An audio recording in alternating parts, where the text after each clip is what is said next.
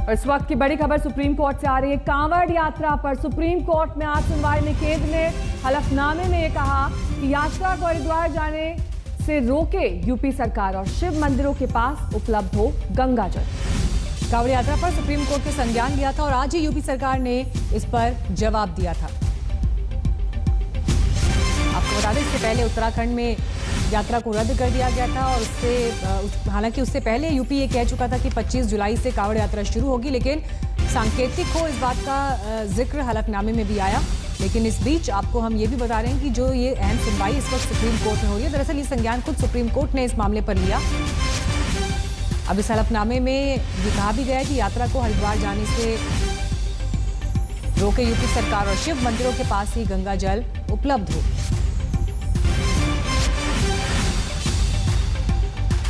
कांवड़ यात्रा का संज्ञान लेते हुए सुप्रीम कोर्ट में हलफनामा केंद्र की ओर से दाखिल किया गया था।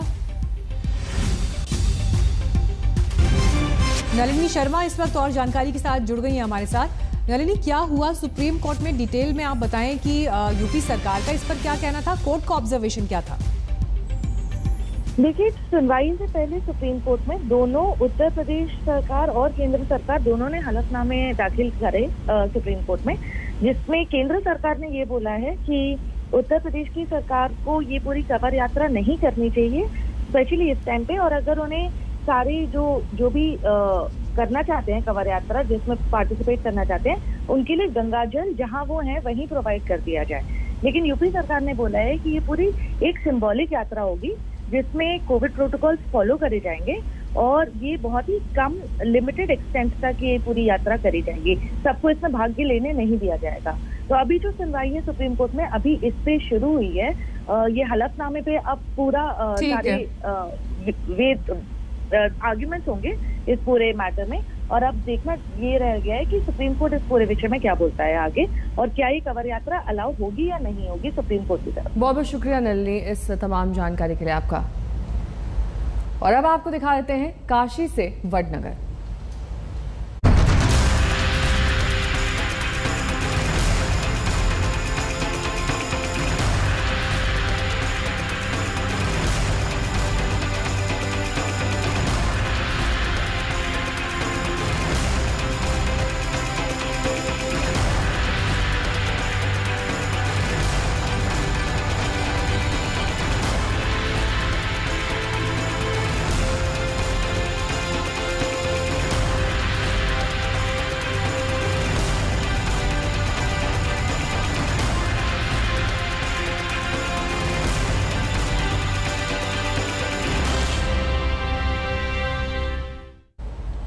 कल वाराणसी तो आज वडनगर, कल कर्म भूमि पर सौगातों की बारिश, आज जन्मभूमि को तोहफा। जी हां, प्रधानमंत्री नरेंद्र मोदी आज वडनगर गांधीनगर को करोड़ों का गिफ्ट देने वाले।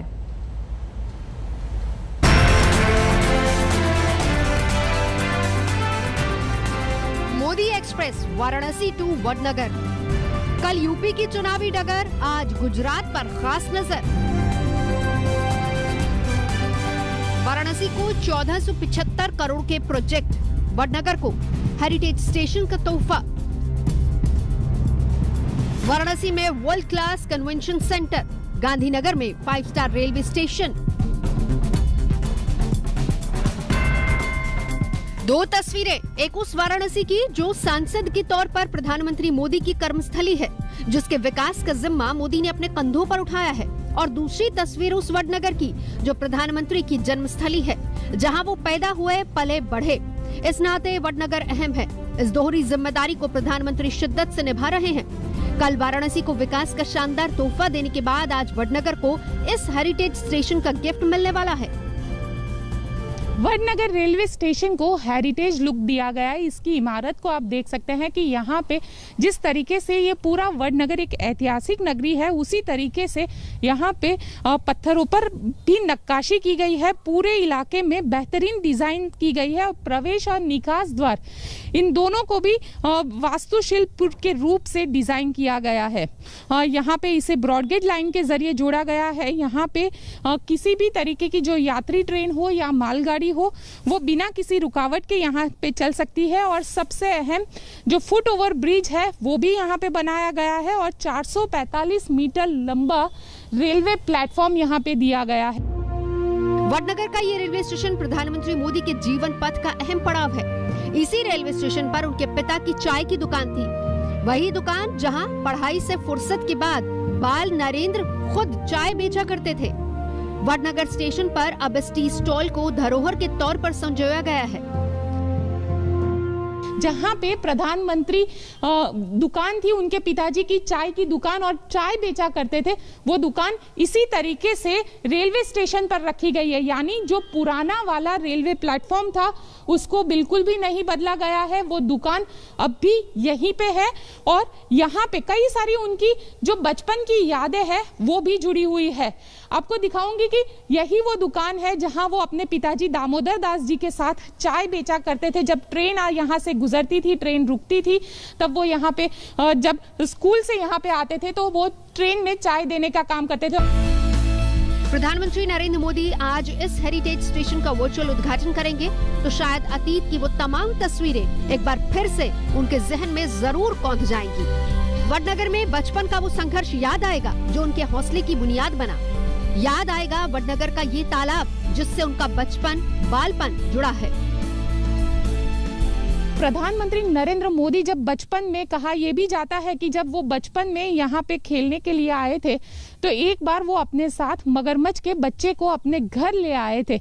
इसी शर्मिष्ठा तालाब से वो मगरमच्छ के बच्चे को लेकर आए थे और फिर जब उनकी माँ के जरिए उनको बताया गया तब उन्होंने वापस इसी शर्मिष्ठा तालाब में मगरमच्छ के बच्चे को छोड़ दिया था। अब ये तालाब है जो आप देख सकते हैं यहाँ के लोगों के लिए पर्यटक का सबसे बड़ा एक जगह है।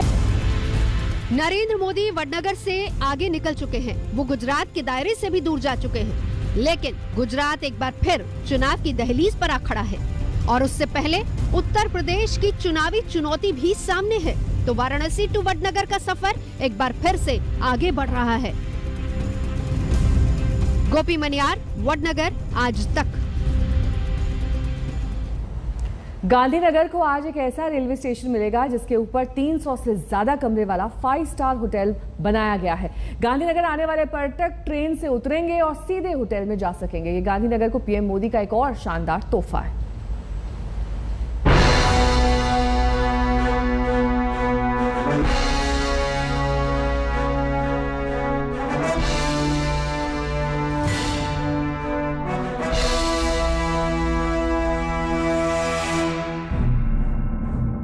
भव्यता प्रधानमंत्री मोदी को खूब भाती है। वाराणसी के इस भव्य कन्वेंशन सेंटर को एक बार फिर से देखिए जिसका कल उद्घाटन हुआ।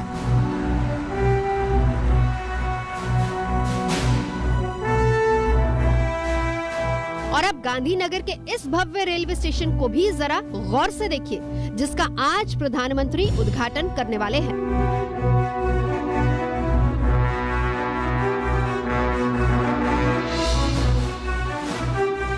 गुजरात की राजधानी गांधीनगर में एक ऐसा रेलवे स्टेशन बनकर तैयार है जहां रेलवे प्लेटफॉर्म के ऊपर 5 स्टार होटल बनाया गया है। ये जो दृश्य आप देख रहे हैं ये गांधीनगर रेलवे स्टेशन के है जहां रेलवे प्लेटफॉर्म के ऊपर ही ये 5 सितारा होटल है जिसमें 300 से अधिक कमरे हैं। और इसकी खास बात यह है कि इसके जो कनेक्टिविटी है वो रेलवे स्टेशन के साथ जोड़ी गई है। यानी रेलवे में आप ट्रेन से जब बाहर निकलेंगे तो आपको सीधा यहीं से होटल में जाने का रास्ता भी मिल जाएगा। ऐसा पहली बार हो रहा है। ऊपर 1318 लग्जरी कमरों का 5 स्टार होटल, नीचे पटरी पर दौड़ती ट्रेन। गांधीनगर के इस रेलवे स्टेशन की काया पलट हो चुकी है। 71 करोड़ की लागत से स्टेशन का अपग्रेडेशन हुआ है। वाइब्रेंट गुजरात समिट को ध्यान में रखते हुए होटल बना। समिट में आने वाले कारोबारियों का ठहरना अब आसान हुआ। 7400 वर्ग मीटर के इस होटल में 790 करोड़ की लागत आई है। यानी कि अब रेलवे स्टेशन पर उतरिए और सीधे होटल में चले जाइए। एयरपोर्ट को मात देते हुए इस रेलवे स्टेशन पर टिकट विंडो के पास ही लिफ्ट और एस्केलेटर लगा है। ये होटल गांधीनगर की सबसे ऊंची इमारत है और खूबसूरती का तो क्या ही कहना। तो प्रधानमंत्री मोदी आज जब इस रेलवे स्टेशन के नए संस्करण का उद्घाटन करेंगे तो इतिहास का एक नया अध्याय खुलेगा। वो एक नई सुपरफास्ट ट्रेन को भी हरी झंडी दिखाएंगे और ये ट्रेन गांधीनगर से मोदी के संसदीय क्षेत्र वाराणसी तक जाएगी। महात्मा मंदिर के ठीक सामने ये गांधीनगर का नया रेलवे स्टेशन बनाया गया है। कई सारी ट्रेनों के साथ इसे कनेक्ट किया जाएगा। हालांकि अब तक ये था कि गांधीनगर रेलवे स्टेशन पर महज एक ही ट्रेन आती थी और जो रेलवे स्टेशन था वो भी काफ़ी छोटा और पुराना रेलवे स्टेशन था, जिसकी जगह पर अब ये 5 सितारा होटल वाला रेलवे स्टेशन यहाँ पे बनाया गया है। विकास के इन्हीं रास्तों पर प्रधानमंत्री मोदी यूपी और गुजरात के चुनावी समर में आगे बढ़ना चाहते हैं। कल तकरीबन पूरा दिन प्रधानमंत्री नरेंद्र मोदी ने वाराणसी में बिताया। आज गुजरात में विकास योजनाओं की शुरुआत की बारी है। यूपी में 14 मई 2022 को विधानसभा का कार्यकाल खत्म हो रहा है। गुजरात में 18 फरवरी 2023 को विधानसभा का कार्यकाल खत्म होगा। यूपी में 403 सीटों में बीजेपी ने 312 सीटों के साथ बड़ी जीत दर्ज की। गुजरात में 182 सीटों में बीजेपी ने 99 सीटें हासिल की थी। कोरोना की चुनौतियों ने इन दोनों राज्यों में बीजेपी के सामने बड़ी मुश्किल खड़ी कर दी है। बीजेपी को इन्हीं मुश्किलों के बीच जीत का रास्ता निकालना है और इसके लिए प्रधानमंत्री मोदी अभी से मोर्चे पर दिखने लगे हैं। गोपी घांगर, अहमदाबाद, आज तक। वहीं प्रधानमंत्री नरेंद्र मोदी आज अहमदाबाद में 3 नए पार्क्स का भी शुभारंभ करेंगे। ये ऐसे अनोखे पार्क हैं जिन्हें अहमदाबाद आने वाले सैलानी अनदेखा नहीं कर पाएंगे। आज तक संवाददाता गोपी घांगर इन पार्क्स में गई और वहां की अनोखी तस्वीरें कैमरे में कैद की।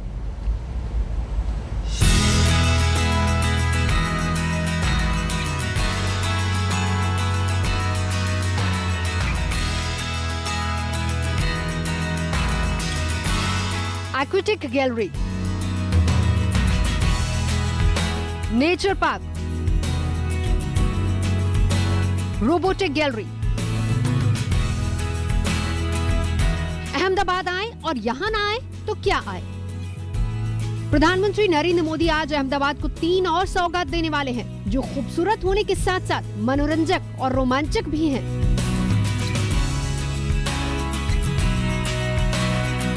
प्रधानमंत्री नरेंद्र मोदी के जरिए अहमदाबाद के साइंस सिटी में बने इस नेचर पार्क की शुरुआत की जाएगी। प्रधानमंत्री नरेंद्र मोदी यहां पहुंचेंगे। आप देख सकते हैं ये पूरा जो नेचर पार्क है ये करीब 8 हेक्टेयर इलाके में फैला हुआ ये पार्क बनाया गया है। यहाँ पे साइंस की कई सारी अलग अलग एक्सपेरिमेंट जो बच्चे हैं उनको देखने के लिए मिलते हैं, लेकिन अब नेचर के भी जो अलग अलग चीज़ें हैं वो यहाँ पे देखने मिलेगी। और ख़ास बात ये है कि ये पूरा जो पार्क बनाया गया है, इस पार्क में बटरफ्लाई गार्डन है, गार्डन के फिर कलर ऑफ गार्डन है, और सबसे अहम क्योंकि कोरोना काल में जिस तरीके से ऑक्सीजन की कमी कहीं ना कहीं लोगों को भी खली थी, लेकिन यहाँ पे एक पूरा ऑक्सीजन पार्क बनाया गया है। तो सबसे पहले आपको इस एक्वेरियम पार्क की विशेषताएं बताते हैं। ये भारत का सबसे बड़ा एक्वेरियम है। एक्वेरियम में जल जीवों के लिए 68 बड़े टैंक हैं। शार्क समेत 11,600 मछलियां आप यहां देख सकेंगे। 188 किस्म के जल जीवों से भी आपका परिचय होगा। इसमें 28 मीटर लंबा अंडर वाटर वॉकवे बना हुआ है। वॉकवे टनल से जल जीवों को करीब से देखा जा सकेगा। गैलरी में 5D थिएटर भी है। इस पर 264 करोड़ की लागत आई है। और फिर इस नेचर पार्क को देखकर तो आपका दिल गदगद होना तय है। 20 एकड़ में फैले इस पार्क में आप जानवरों को उनके वास्तविक साइज में देख पाएंगे। और अब आपको रोबोट्स की दुनिया में लिए चलते हैं। इस हिस्से की खासियत भी जान लीजिए। पे जो अलग अलग रोबोटिक जोन बनाए गए हैं उसमें ये नृत्य मंडप बनाया गया है, जहाँ पे आप देख सकते हैं रोबोट जो है वो गाना बजाना डांस ये सब करते हैं।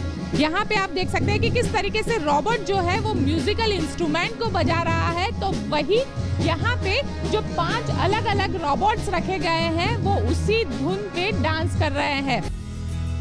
यहाँ 79 प्रकार के 200 से ज्यादा रोबोट्स रखे गए हैं। इंसानों की तरह बात करने वाले रोबोट से आप मिल सकेंगे। 127 करोड़ की लागत से बनी ये रोबोटिक गैलरी बेहद रोमांचकारी है। 11,000 वर्ग मीटर में फैली ये रोबोटिक गैलरी आपको बेहद मनोरंजक लगेगी। गोपी मनियार, अहमदाबाद, आज तक। और कांवड़ यात्रा से जुड़ी इस बीच एक बड़ी खबर आ रही है। सुप्रीम कोर्ट में जो हलफनामा केंद्र सरकार की ओर से दाखिल किया गया था, उस पर यूपी सरकार से जवाब मांगा गया था। अब ये जवाब सोमवार तक यूपी सरकार को देना होगा। यूपी सरकार ने कांवड़ यात्रा को सशर्त इजाजत दी थी, लेकिन उत्तराखंड सरकार ने इस पर पाबंदी लगाई गई थी। इस पर स्वतः संज्ञान लेते हुए सुप्रीम कोर्ट ने यूपी सरकार से जवाब मांगा था कि कोरोना के मद्देनजर क्यों नहीं इस कांवड़ यात्रा को रद्द कर दिया जाए।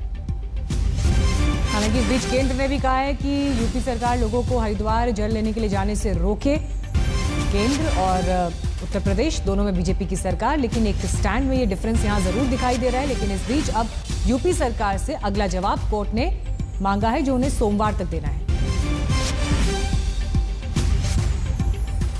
वक्त एक ब्रेक का है, लेकिन खबरों का सिलसिला आगे जारी रहेगा। आप देखते रहिए आज तक।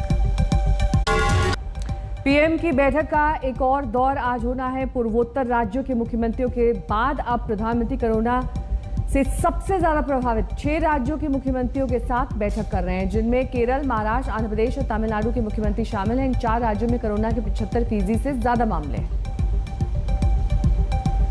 फिलहाल वक्त एक ब्रेक का है, लेकिन खबरें आगे भी जारी रहेंगी। देश और दुनिया की बाकी खबरों के लिए देखते रहिए आज तक।